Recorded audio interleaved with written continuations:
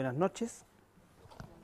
Hoy día vamos a terminar el estudio de la mayordomía y este estudio prácticamente lo seguimos durante 3 meses. Hicimos una visión un poco parcial de las áreas más importantes del tema de la mayordomía, ¿ya? El interés principal del estudio era y sigue siendo que nosotros podamos tomar los principios que son aplicables a todas las cosas que nosotros estamos llamados a administrar como hijos e hijas de Dios. ¿Ya? Por lo tanto, teniendo claros los principios, esos mismos principios se aplican a todas las instancias, ya sea del tiempo, los dones, los talentos, en fin, el servicio. Pero hicimos un énfasis en el tema del concepto financiero, porque sin duda alguna, y si somos sinceros con nosotros mismos, nos vamos a dar cuenta que esa es un área, si no el área más conflictiva, aún para nosotros como cristianos. Y es un área que cuesta, ¿no es cierto?, que se pueda desarrollar espiritualmente y obedece a muchos factores, ¿no es cierto?, nuestra rebeldía, por así decir, todos ellos quizás con algún grado de realidad, pero el propósito es justamente permitir que el Espíritu Santo revierta eso, porque de lo contrario nosotros vamos a quedar cojos en un área que es de vital importancia para nuestro crecimiento en términos generales.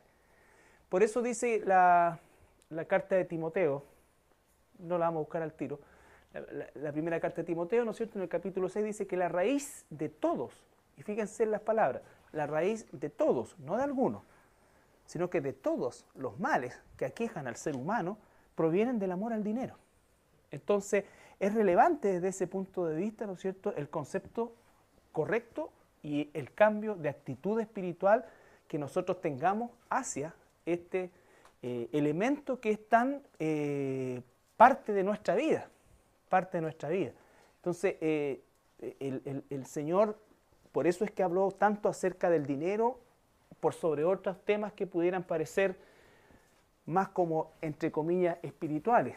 Pero lo más espiritual justamente que el Señor Jesucristo, o de lo que habló, ¿no es cierto?, corresponde justamente a nuestra posición, nuestra actitud y el uso que le damos a esto que es el dinero. ¿Ya? Yo quería partir con un video del año 2009, pero que grafica, y quiero, por favor, está en inglés, tiene la traducción abajo, pero que es la realidad de hacia dónde va el mundo actual. El mundo actual, desde el punto de vista económico, está hecho un desastre y es algo que los analistas mundiales y toda la gente entendida en el tema, ¿no es cierto?, están absolutamente convencidos de que es irreversible.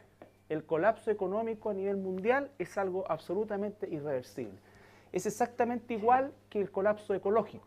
Por más que hoy día el hombre tomase, y todos los seres humanos del planeta, tomásemos una conducta ecológica, el planeta ya está en cuenta regresiva.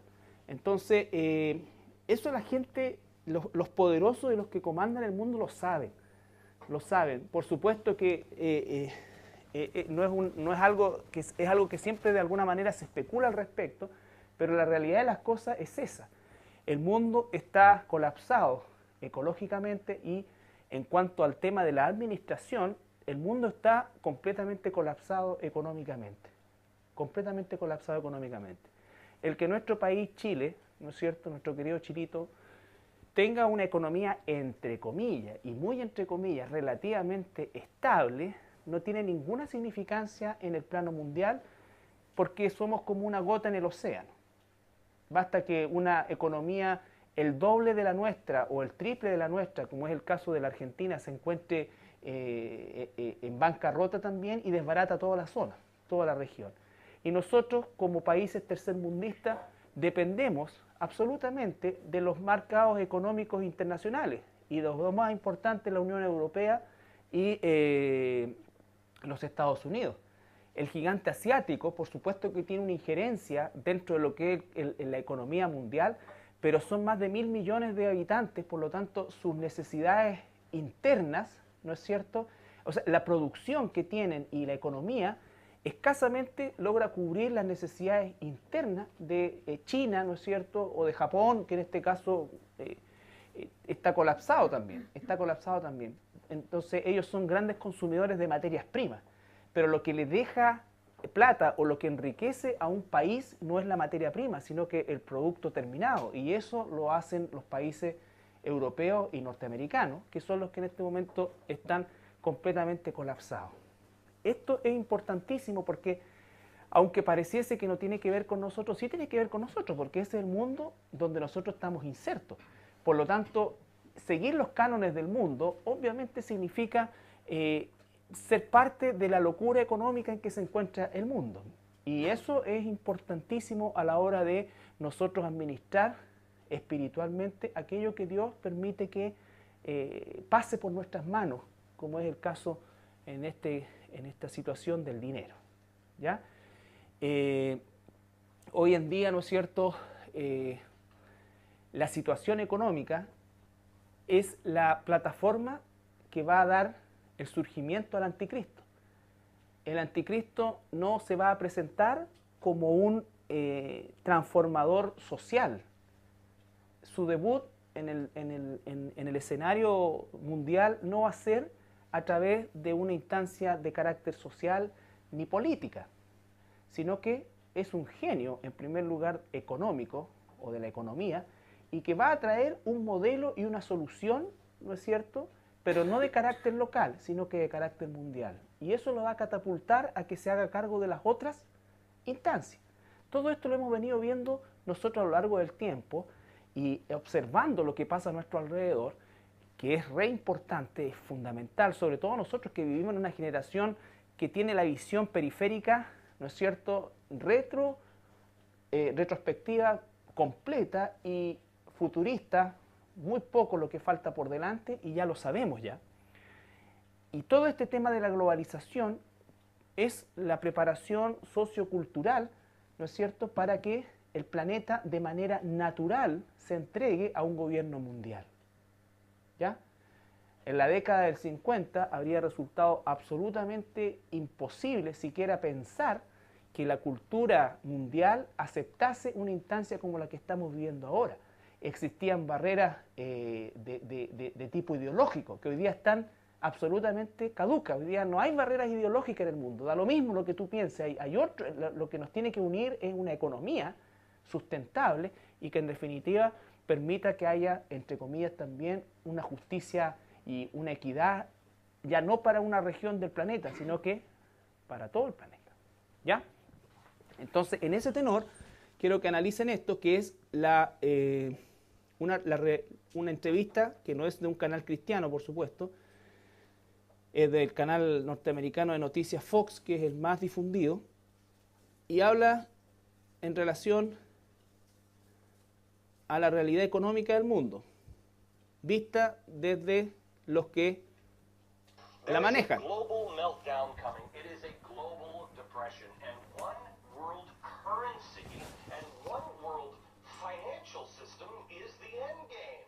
China said last week they want one global currency. France said yesterday or the day before that they want one world order, a new world order at the end of this event. There is a big thing that's going to happen in London at this G20, and then they're hiding it, they're camouflaging it, they're not talking about it. Coordination of international regulation. What they are going to do is to put our Fed and our SEC under the control, in effect, of the IMF.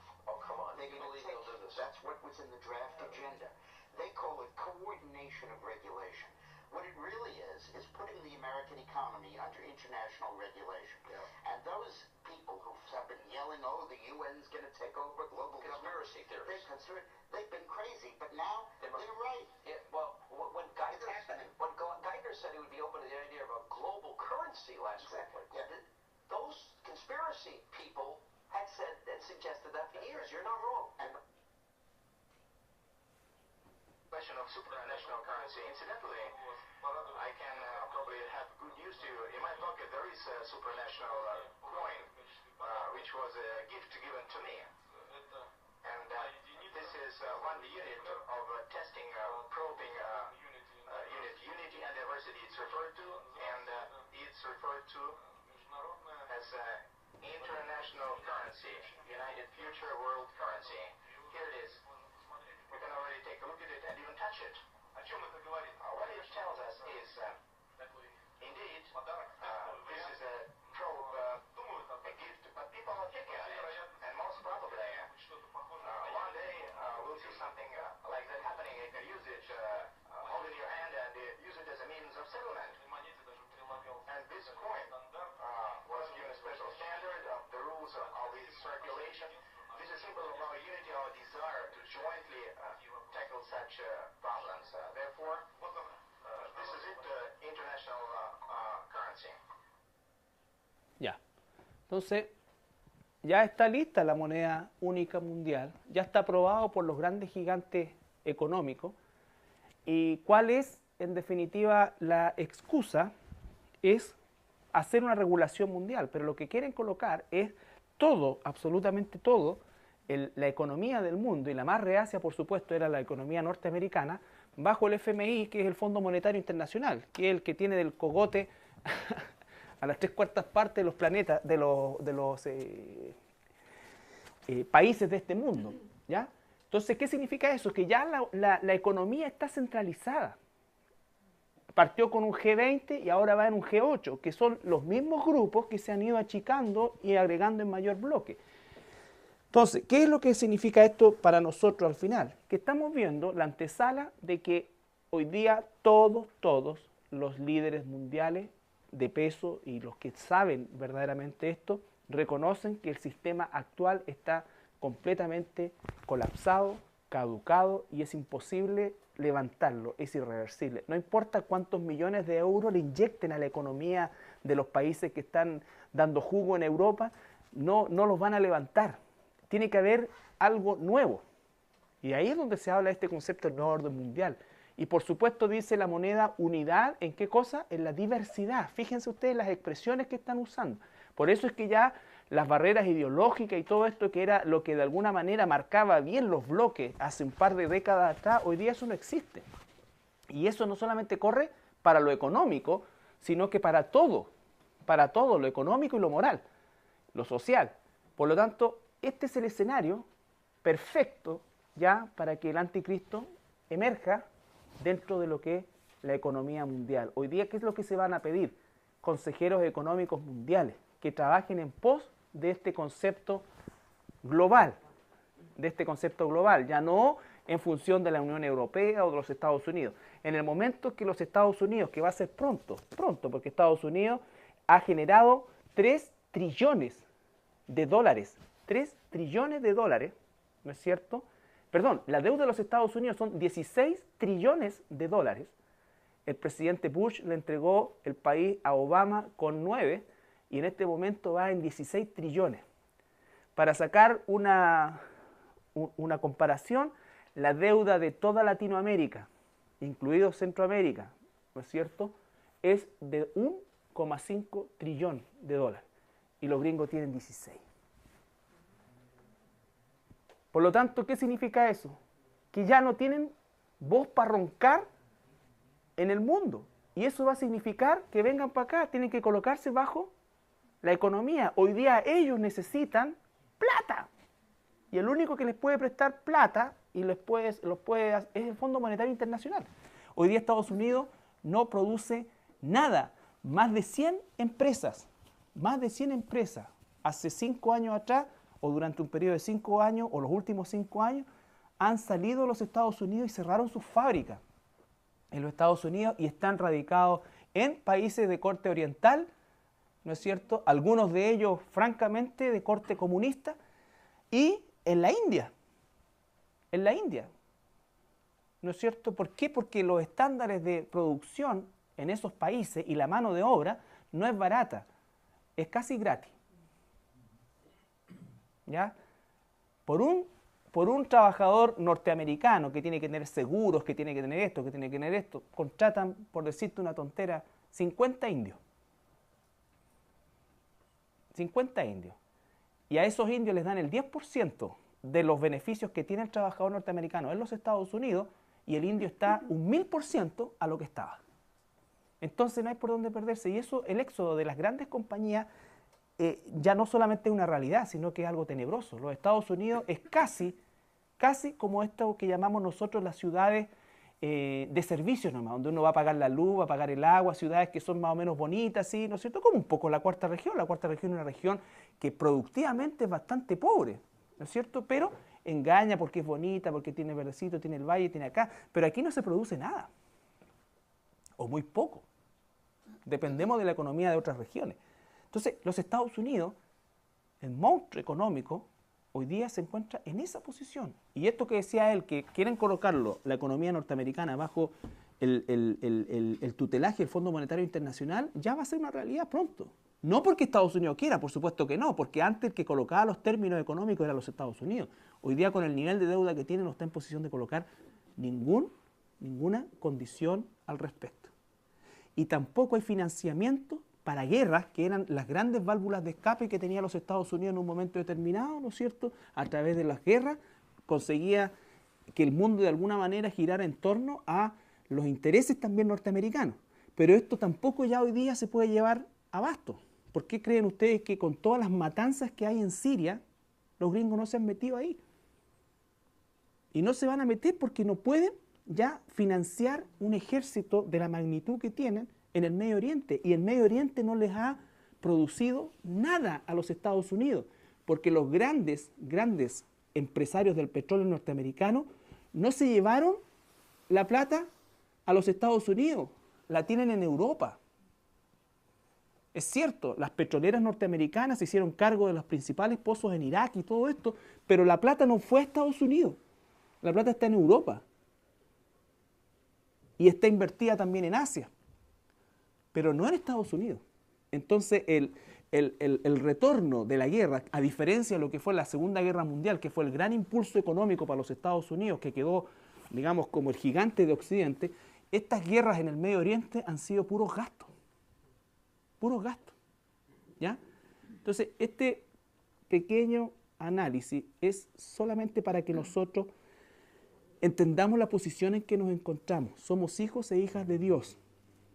Si nosotros ponemos nuestra confianza en la economía, estamos perdidos. Si colocamos nuestra confianza en el dinero, estamos perdidos. Si nosotros no ponemos nuestra confianza en el Señor, vamos a estar sucumbiendo emocional, social. El último 5 años, esto también búscalo en la revista Time, en español, en el sitio de la revista Time. Durante los últimos 5 años se han suicidado 14 multi-archimillonarios a nivel mundial. O sea, estamos hablando que Piñera sería como el junior de ellos. ¿Ya? Los Angelini aquí en Chile serían como, no sé, como un accionista nomás. O sea, realmente gente ultra multimillonaria. Y se ha suicidado. ¿Por qué? Porque obviamente una caída en la bolsa de valores, a veces el Dow Jones bajó 3,0,3, claro, igual uno dice, ¿qué? Pero millones de dólares comprometidos son millones y millones y millones de dólares de pérdida, y eso, imagínate, ¿ya? Entonces, el tema de la economía es relevante para nosotros, y el tema del manejo del dinero ahora, en nuestra condición como hijos de Dios, en nuestra microeconomía, tiene que ser espiritual. Tiene que ser espiritual. Y por eso es que tenemos que ser libres de eso. Tenemos que ser libres de eso. ¿Y cómo somos libres de eso? Solamente dejándolo en manos del Señor. Para eso hemos aprendido esto.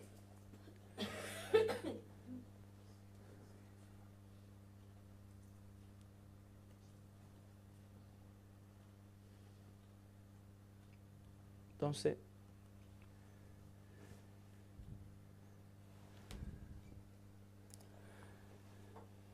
¿cómo es que yo manejo las finanzas que Dios permite que yo tenga?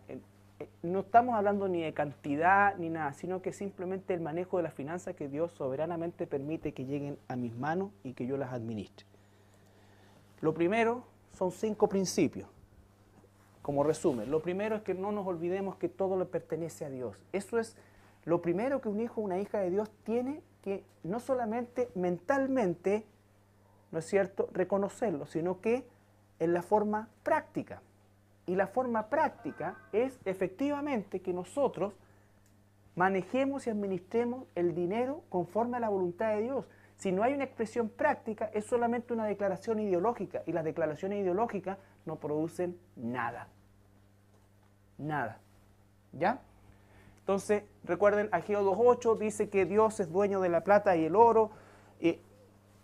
Primera de Crónicas 29.11.12 dice que el Señor es dueño de toda la sabiduría, que Él es el que nos da la capacidad de hacer riqueza, Él es el que esto, ¿no es cierto? En resumen, estos dos versículos lo hemos visto.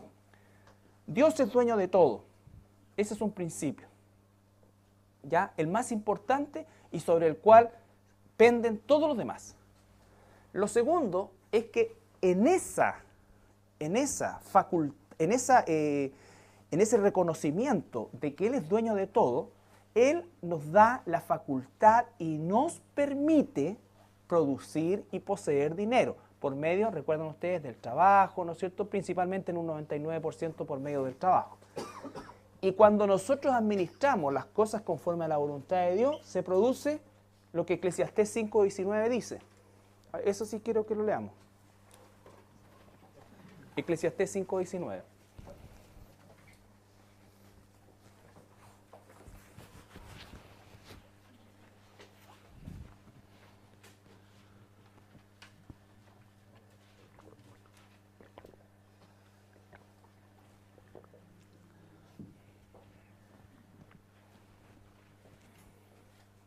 ¿Miguelito?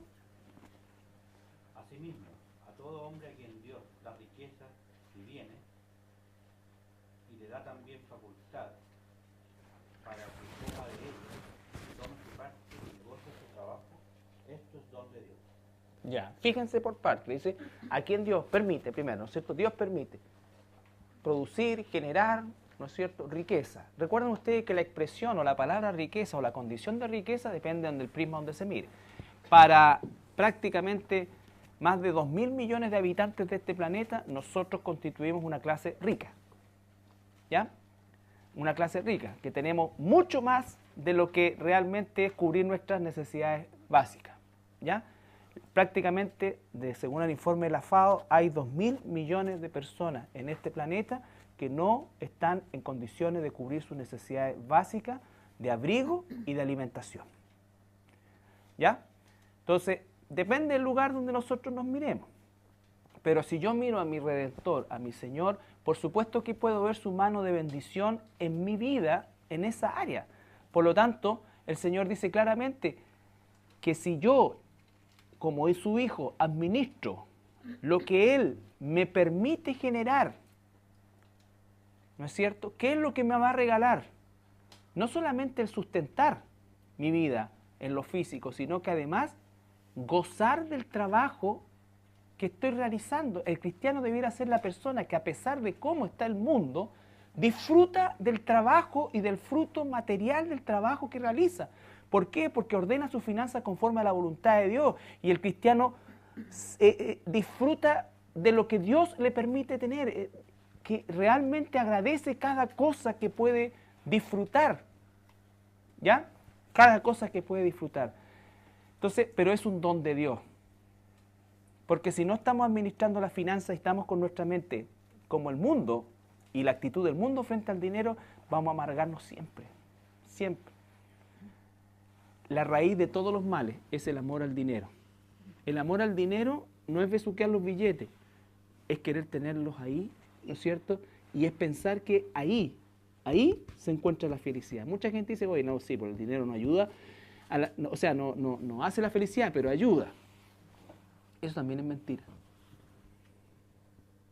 Por supuesto, ¿de qué felicidad estás hablando? Si ayudara a la felicidad, los magnates más grandes del mundo no se suicidarían. Si ayudara a la felicidad, los artistas, habría una constante, y son demasiados los ejemplos en los cuales el dinero no ha hecho ninguna diferencia al respecto. Y aún en nosotros mismos, que a lo mejor queríamos en nuestra microeconomía, estábamos, pero deseosos de ese autito, pues lo único que yo quería era ese autito, y lo conseguí, pero después, al par de meses después, sale el otro modelo que tiene el alerón un poco más caído y más deportivo, y ya no me gusta el mío. Ahora empiezo para vender luego deshacerme luego de y para tener ese. Y así. ¿Significa eso que uno no va a progresar y no va a aprovechar una oportunidad? No, ahí dice, disfruta del fruto de tu trabajo, pero eso es un don de Dios. ¿Ya? El contentamiento es un don de Dios, no es una virtud humana. El ser humano es insatisfecho por naturaleza, porque Satanás es insatisfecho por naturaleza y es lo que gobierna nuestra mente. Nunca estamos conformes, nunca el ojo se cansa de mirar, nunca. Es un don de Dios, es un don de Dios. Entonces, Deuteronomio 8, 17, 20, que nos recuerda también en relación a esto, que nunca nos atrevamos a olvidarnos que es Dios el que nos permite generar recursos.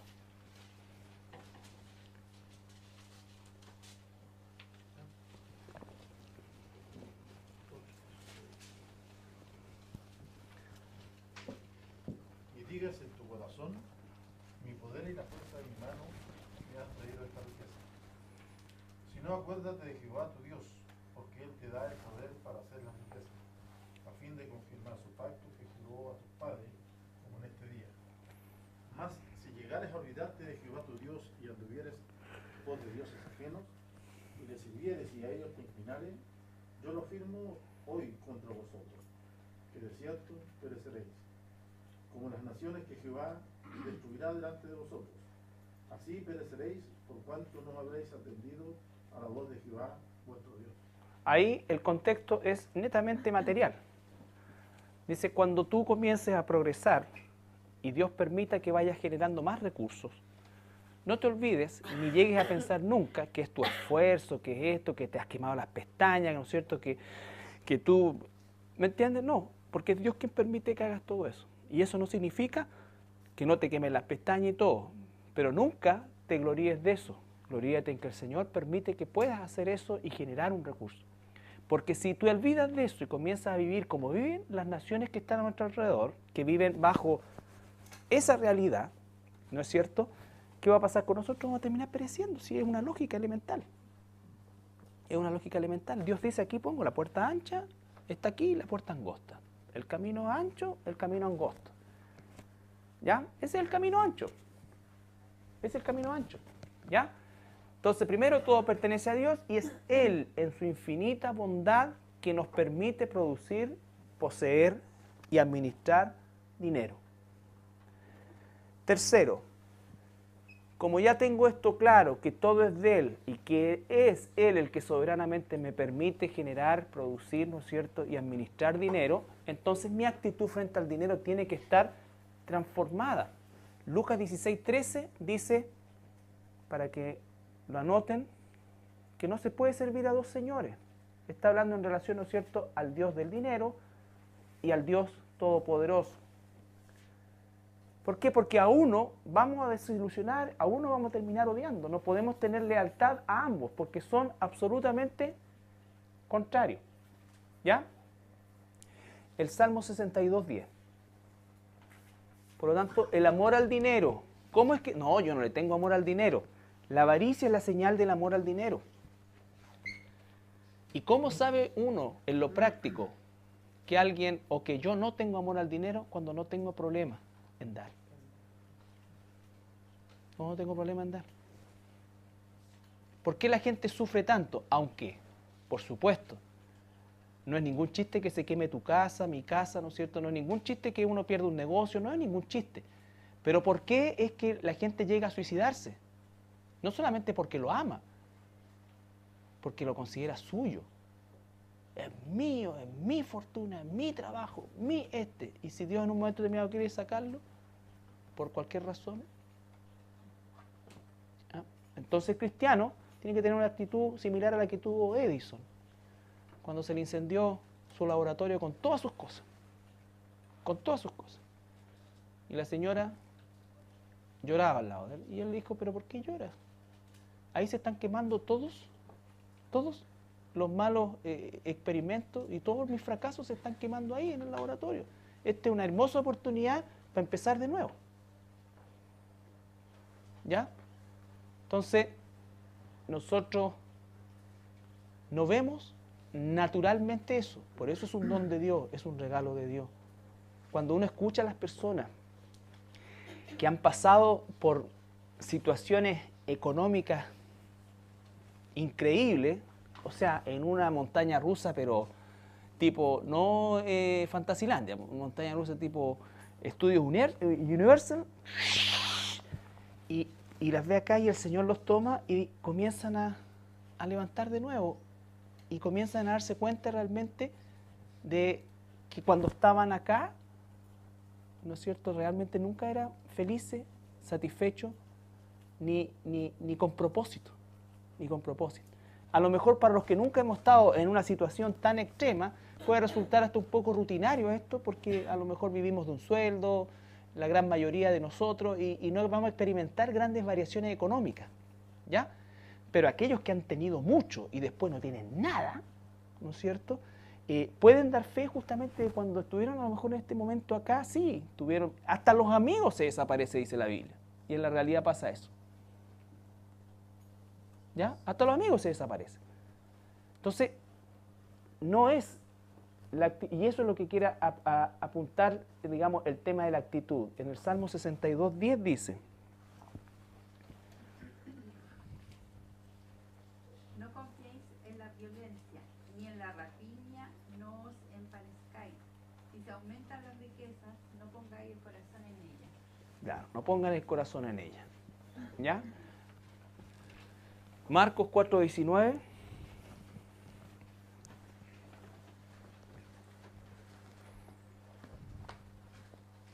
Pero los afanes de este siglo y el engaño de las riquezas y las codicias de otras cosas entran y ahogan la palabra y se hacen infructuosas.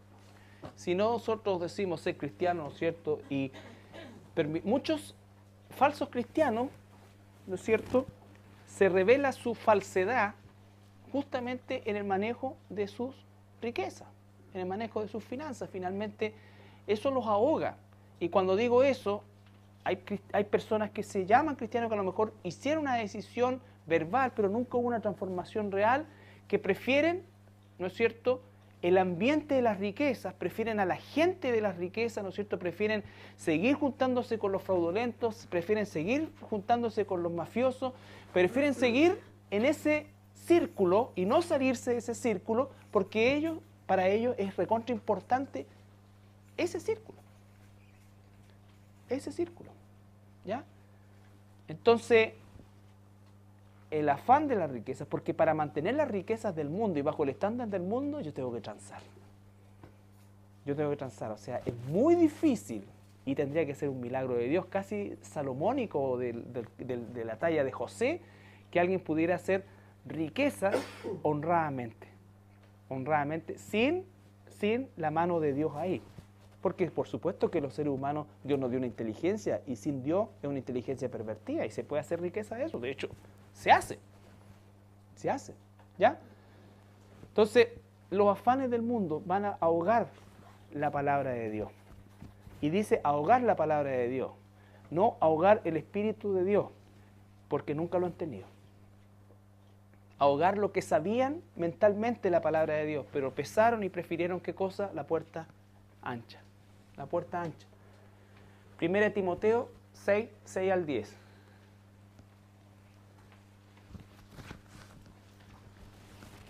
Pero gran ganancia es la piedad, acompañada de contentamiento. Pausa.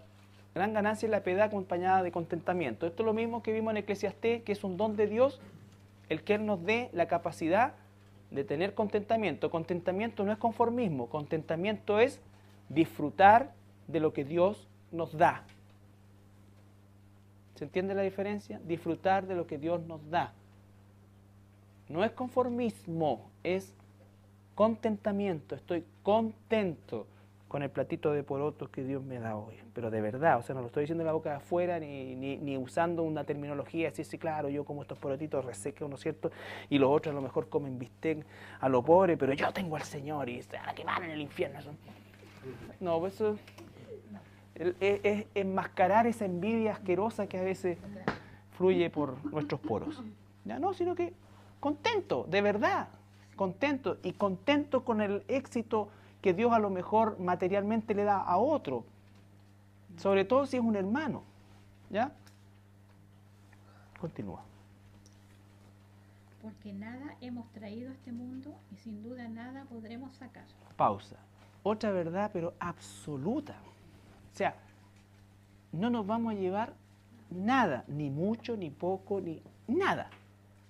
Nada, nada, nada, nada. Por lo tanto, si no lo usamos, no lo disfrutamos en esta vida, no lo vamos a usar ni lo vamos a disfrutar nunca. Así que, no me pongo estos aros porque me lo pueden robar. No me pongo este reloj porque no me lo pueden robar. No me meto a la tierra porque se puede romper el cigüeñal.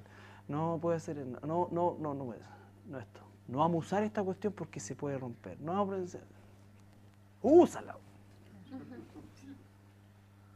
Sé responsable, pero goza de lo que Dios te da. Goza de lo que Dios te da. ¿Ya? Eso es un espíritu avaro. ¿No es cierto? No prendamos el plasma porque se puede echar a perder. Veamos todavía en esta Antú. Si igual se ve. Si igual se ve. Se ve, pero claro.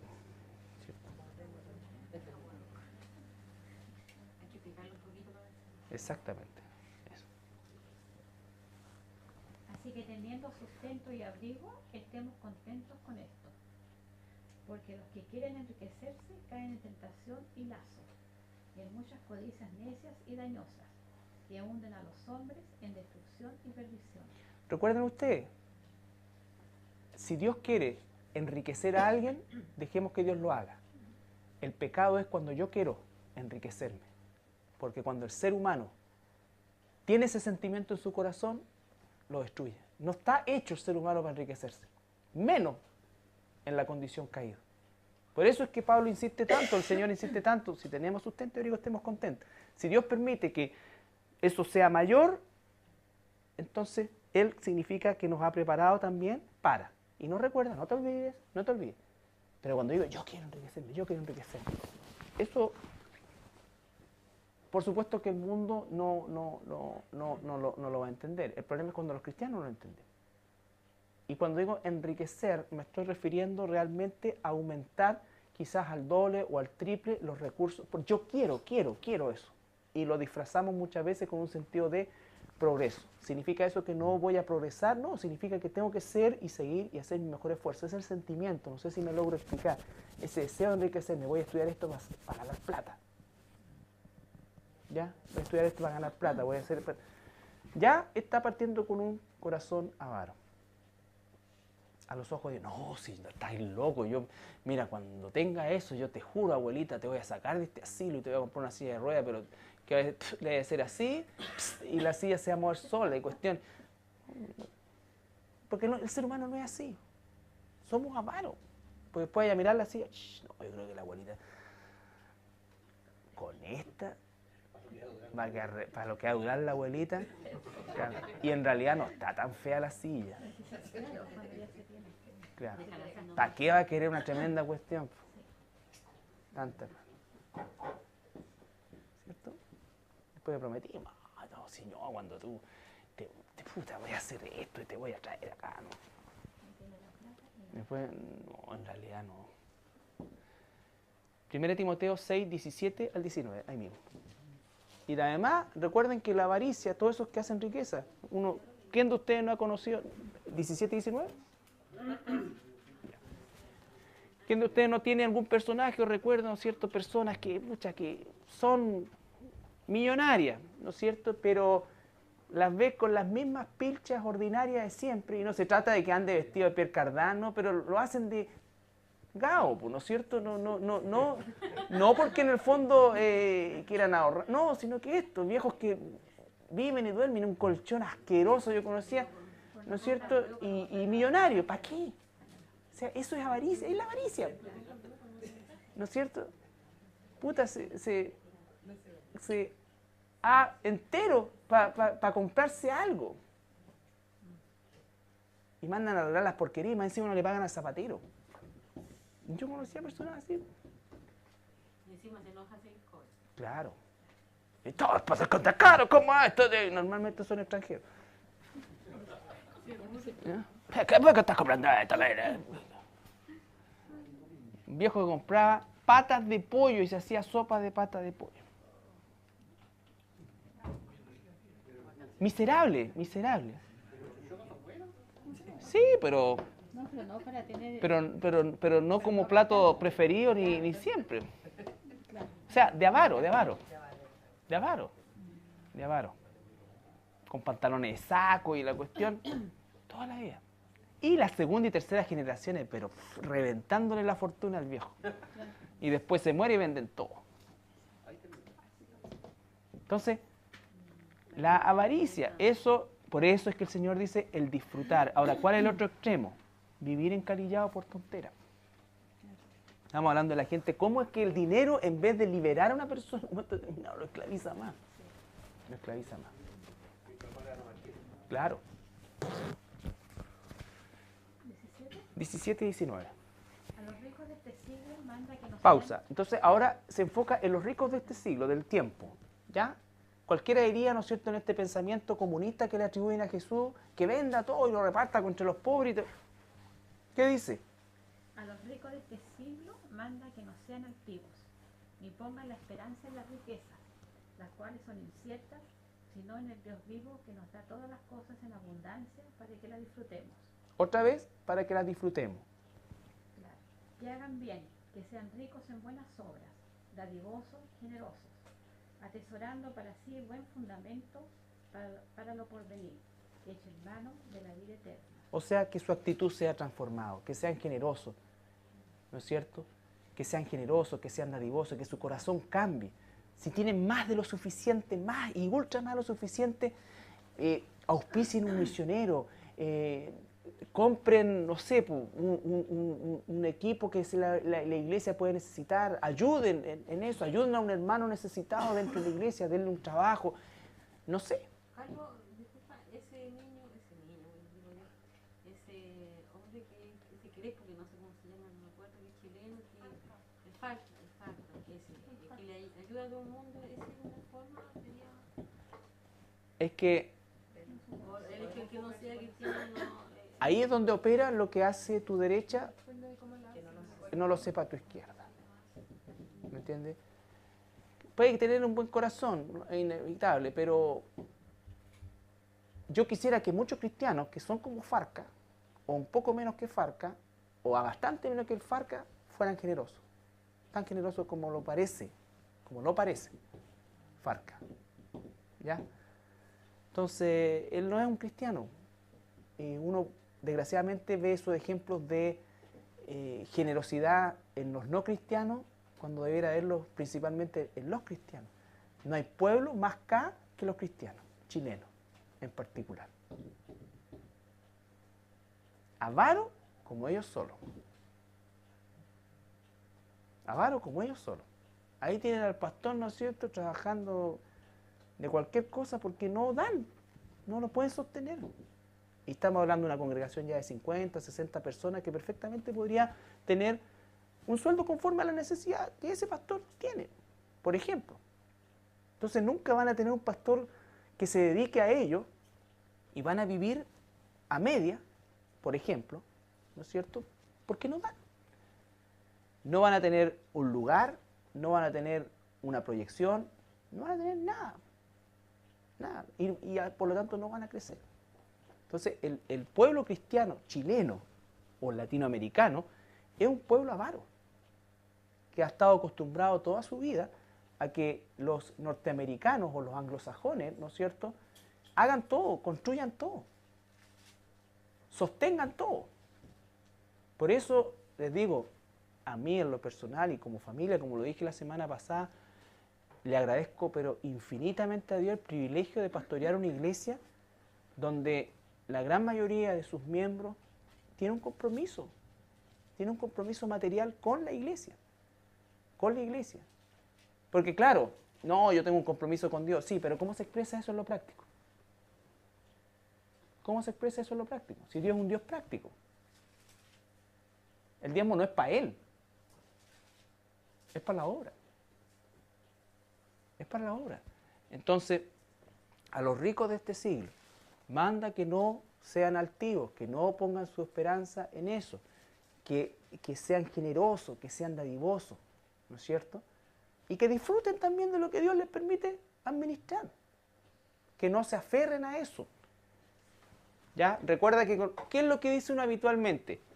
Si Alexis Sánchez gana 70 millones o 170 millones de pesos mensuales, tiene el futuro asegurado. ¿Qué futuro? Si se muere Alexis Sánchez, a ir al infierno, con la copa del rey y todo. Si alguien no le habla del Señor, ¿me entiendes? O sea, y así piensan muchos cristianos. Tiene el futuro, si no hay futuro. No hay futuro. Y no es un problema de Alexis Sánchez, es un problema de alguien que no le ha hablado a él, que no ha orado por él. Entonces, recuerden que siempre nosotros eso también, y estoy hablando ahora como cristiano, lo tenemos como incorporado. ¿Cómo está Julito, tu hijo? Está estupendo, gana un sueldo, tiene una casa, tiene un auto, lo que siempre se ha separado 3 veces, ¿no es cierto? Le pegaba a la señora, todo aquí, pero ahora, pero está bien, está súper bien. ¿Ya? ¿Y tu otro hijo, el Juanito? Ahí está Juanito, sí, sigue en el mismo colegio de siempre, y pasa metido en la iglesia esa cuestión ahí. No progresa nada. Esa es la visión que el mundo tiene. El problema es que cuando nosotros tenemos esa visión, ¿ya? El hijo exitoso, el que gana plata.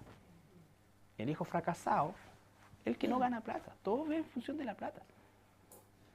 ¿Ya? Entonces, cuidado con eso, porque Dios es el que nos permite y nos da la posición exacta que Él quiere que tengamos en la vida, en lo económico, y que vivamos conforme a esa voluntad suya. Lo cuarto, que ya se refiere a lo práctico, es que yo debo tener un compromiso generoso con la obra de Dios, comenzando con mi iglesia. Algunas personas me preguntaban, ¿no es cierto? Mira, o me decían, la verdad que sí, yo diezmo, pero una parte de ese diezmo lo entrego a la Radio Armonía, otro lo entrego a Radio Portales, porque escucho las 2 radios, ¿no es cierto? El otro se lo llevo a mi abuelita, que la tengo en un asilo anciano, y de lo que queda ahí, eso no es bíblico. El diezmo es el diezmo. Y ya lo hablamos, eso no es ni del Antiguo ni del Nuevo Testamento.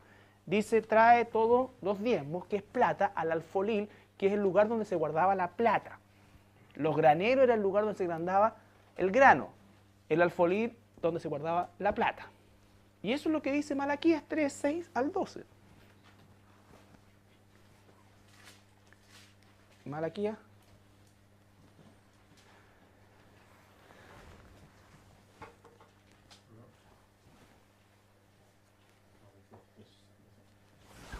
Porque yo, Jehová, no cambio. Pausa. Primera cosa, ¿puedes repetir, Luchito, no? Porque yo, Jehová, no cambio. Yo, Jehová, no cambio.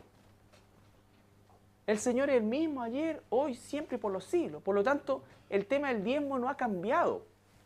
No ha cambiado en el corazón de Dios. Por eso es que cuando nosotros nos enredamos en este tema de si es del Antiguo, si es del Nuevo Testamento, lo que Dios quiere es que cambie nuestro corazón. Él no ha cambiado. Sus preceptos no han cambiado. Sus principios no han cambiado. ¿Ya? Por esto, hijos de Jacob, no habéis sido consumidos. Desde los días de vuestros padres os habéis apartado de mis leyes, y no las guardasteis. Volveos a mí, y yo me volveré a vosotros, ha dicho Jehová de los ejércitos. Más dijisteis, ¿en qué hemos de devolvernos? ¿Robará el hombre a Dios? Fíjate, ellos dicen, ¿en qué hemos de devolvernos? Señor, yo voy a la iglesia, oro, participo, esto, acá, allá, allá. Sí, es verdad, yo no doy porque tú sabes, Señor, que yo gano re poco, entonces no tengo cómo dar. Pero suplo todo lo demás con eso. No, el Señor dice, no, esa área también. También. Y Él es el barómetro, el termómetro o la medida que queramos tomar de nuestra realidad en cuanto a la libertad con Dios. ¿Robará el hombre a Dios? Pues vosotros me habéis robado. Y dijiste, ¿en qué te hemos robado? En vuestros diezmos y ofrendas. Malditos sois con maldición, porque vosotros, la nación toda, me habéis robado. Traed todos los diezmos Alforí, y hay alimento en mi casa. Y probadme ahora en esto, dice Jehová de los ejércitos. Si no, os abriré las ventanas de los cielos y derramaré sobre vosotros bendición hasta que sobreabunde. Reprenderé también por vosotros al devorador, y no os destruirá el fruto de la tierra, ni vuestra vid en el campo será estéril, dice Jehová de los ejércitos. Todas las naciones os dirán, bienaventurados, porque seréis tierra deseable, dice Jehová de los ejércitos. Eso, tierra deseable. ¿Cómo hoy esta persona es increíble? Tiene un sueldo y logra pagar y cubrir sus deudas, vive tranquilo y siempre está feliz, siempre anda contento. Siempre anda contento, ¿no es cierto? Entonces, tierra deseable, ¿cuál es el secreto? ¿Cuál es? Para nosotros no es un secreto, para el mundo es un misterio, ¿no es cierto? ¿Por qué? Porque tiene que ver también con la expresión de nuestra cara, con todo lo que en definitiva nosotros destilamos cuando esta situación está así. ¿Ya?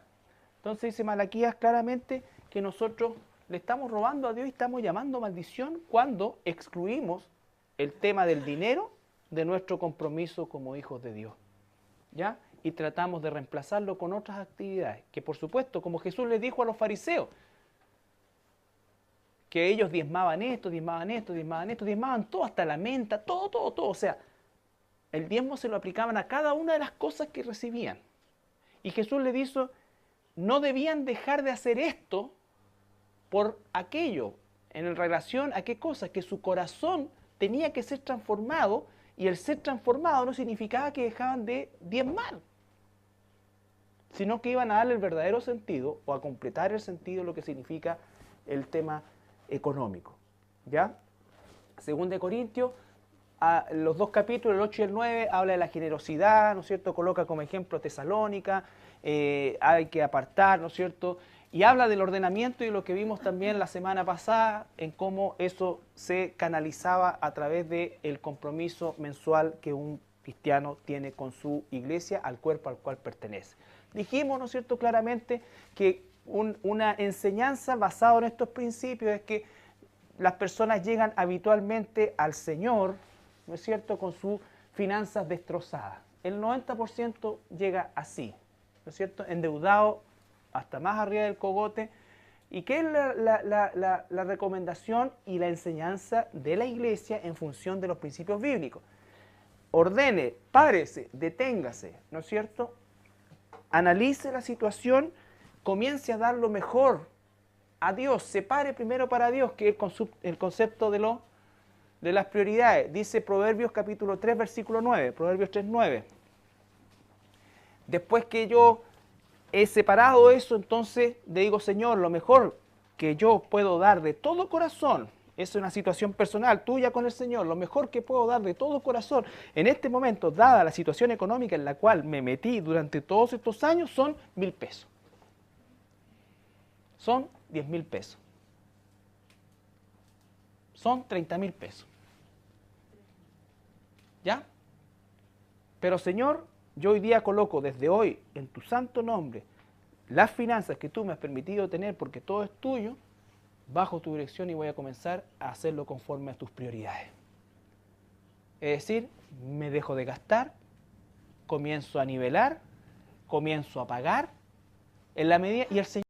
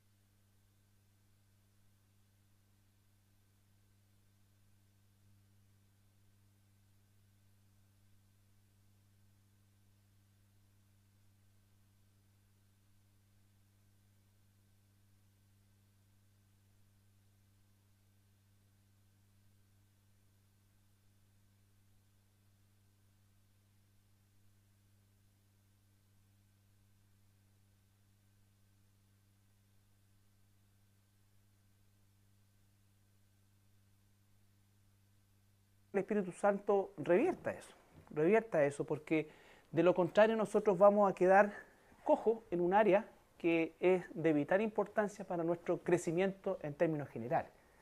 Por eso dice la carta de Timoteo, no la vamos a buscar al tiro, la primera carta de Timoteo, ¿no es cierto?, en el capítulo 6 dice que la raíz de todos, y fíjense en las palabras, la raíz de todos, no de algunos, sino que de todos los males que aquejan al ser humano provienen del amor al dinero. Entonces, es relevante desde ese punto de vista, ¿no es cierto?, el concepto correcto y el cambio de actitud espiritual que nosotros tengamos hacia este elemento que es tan parte de nuestra vida. Entonces, el Señor, por eso es que habló tanto acerca del dinero, por sobre otros temas que pudieran parecer más como, entre comillas, espirituales. Pero lo más espiritual justamente que el Señor Jesucristo, de las áreas más importantes del tema de la mayordomía, ¿ya? El interés principal del estudio era y sigue siendo que nosotros podamos tomar los principios que son aplicables a todas las cosas que nosotros estamos llamados a administrar como hijos e hijas de Dios. ¿Ya? Por lo tanto, teniendo claros los principios, esos mismos principios se aplican a todas las instancias, ya sea del tiempo, los dones, los talentos, en fin, el servicio. Pero hicimos un énfasis en el tema del concepto financiero, porque sin duda alguna, y si somos sinceros con nosotros mismos, nos vamos a dar cuenta que esa es un área, si no el área más conflictiva, aún para nosotros como cristianos. Y es un área que cuesta, ¿no es cierto?, que se pueda desarrollar espiritualmente, y obedece a muchos factores, ¿no es cierto?, nuestra rebeldía, por así decir, todos ellos quizás con algún grado de realidad, pero el propósito es justamente permitir que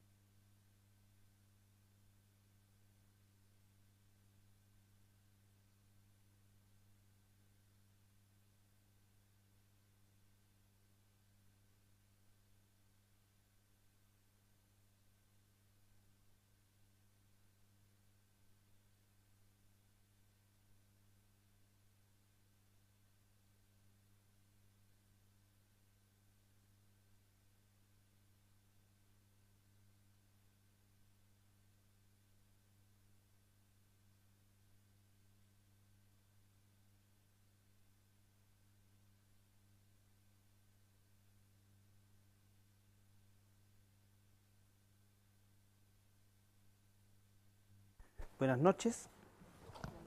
Hoy día vamos a terminar el estudio de la mayordomía y este estudio prácticamente lo seguimos durante 3 meses.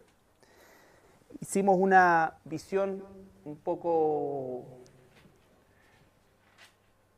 parcial de lo que habló, ¿no es cierto?, corresponde justamente a nuestra posición, nuestra actitud y el uso que le damos a esto que es el dinero, ¿ya?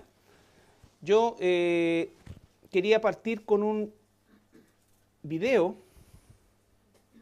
del año 2009, pero que grafica, y quiero, por favor, está en inglés, tiene la traducción abajo, pero que es la realidad de hacia dónde va el mundo actual. El mundo actual, desde el punto de vista económico, está hecho un desastre y es algo que los analistas mundiales y toda la gente entendida en el tema, ¿no es cierto?, están absolutamente convencidos de que es irreversible. El colapso económico a nivel mundial es algo absolutamente irreversible. Es exactamente igual que el colapso ecológico. Por más que hoy día el hombre tomase, y todos los seres humanos del planeta, tomásemos una conducta ecológica, el planeta ya está en cuenta regresiva. Entonces,